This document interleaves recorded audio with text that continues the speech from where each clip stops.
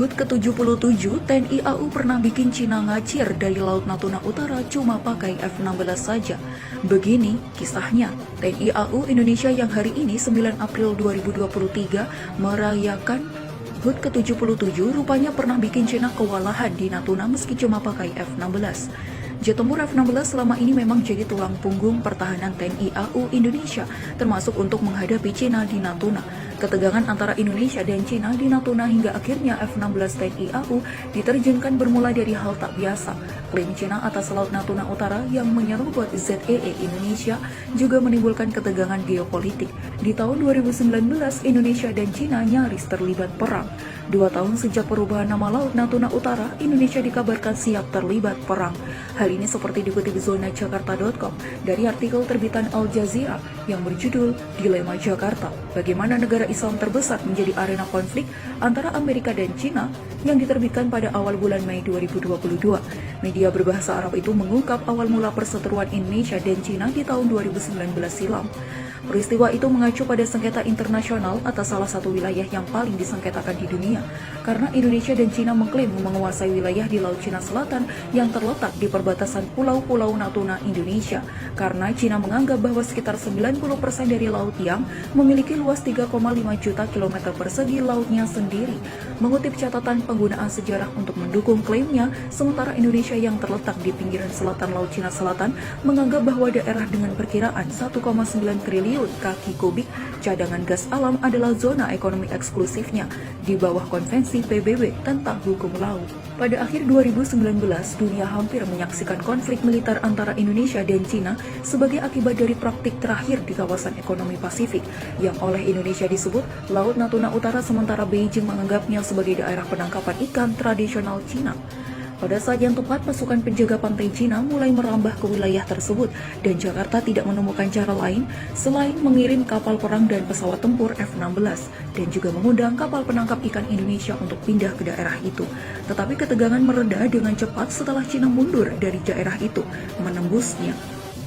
Tulis Al Jazeera. Sebelumnya, dikutip zonajakarta.com dari BBC, Indonesia mengambil langkah berani pada tahun 2017 lalu dengan mengganti nama zona ekonomi eksklusif di bagian utara Kepulauan Natuna menjadi Laut Natuna Utara. Beberapa di antaranya berada dalam 9 garis putus-putus yang diklaim oleh Cina, yang dianggap sebagai niat untuk menantang klaim kedaulatan Tiongkok di Laut Cina Selatan. Media Cina 163.com dalam artikelnya terbitan 12 September 2019 merasa heran dengan langkah Indonesia yang mengganti nama Laut Cina Selatan jadi Laut Natuna Utara. Indonesia baru-baru ini mengganti nama zona ekonomi eksklusif yang terletak di bagian Laut Cina Selatan sebagai Laut Natuna Utara, tulis 163.com seperti dikutip zonajakarta.com. Langkah berani Indonesia itu bahkan dianggap berbanding terbalik dengan negara-negara lain yang mulai tunduk pada Cina. Sikap Indonesia yang berkembang di kawasan itu termasuk rencana untuk membangun persenjataannya di Kepulauan Natuna yang bertetangga dan mengerahkan kapal perang Angkatan Laut datang ketika klaim teritorial luas negara-negara lain terhadap Cina di Laut Cina Selatan berubah menjadi lebih tunduk, tulis 163.com. Sumber asing mengatakan bahwa Cina telah meminta Indonesia untuk membatalkan nama tersebut, namun pemerintah Indonesia mengatakan bahwa ini adalah wilayah Indonesia dan Indonesia berhak melakukannya, tulis 163.com.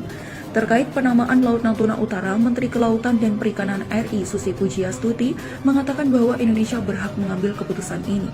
Laut Natuna Utara terletak di dalam wilayah Indonesia, bukan terletak di Laut Cina Selatan.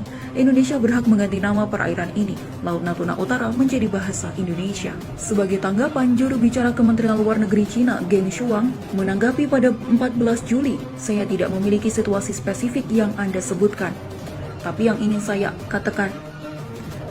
ingin saya tekankan adalah sejak lama Laut Cina Selatan termasuk nama tempat standar bahasa Inggrisnya Laut Cina Selatan telah digunakan sebagai nama entitas geografis internasional. Cakupan geografisnya jelas dan sudah lama digunakan, diakui dan diterima secara luas oleh masyarakat internasional termasuk PBB.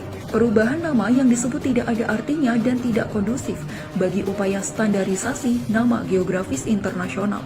Diharapkan negara-negara terkait akan bertemu dengan Cina di tengah jalan dan bersama-sama mempertahankan situasi baik yang diperoleh dengan susah payah dalam situasi Laut Cina Selatan saat ini, tulis 163.com dalam artikelnya.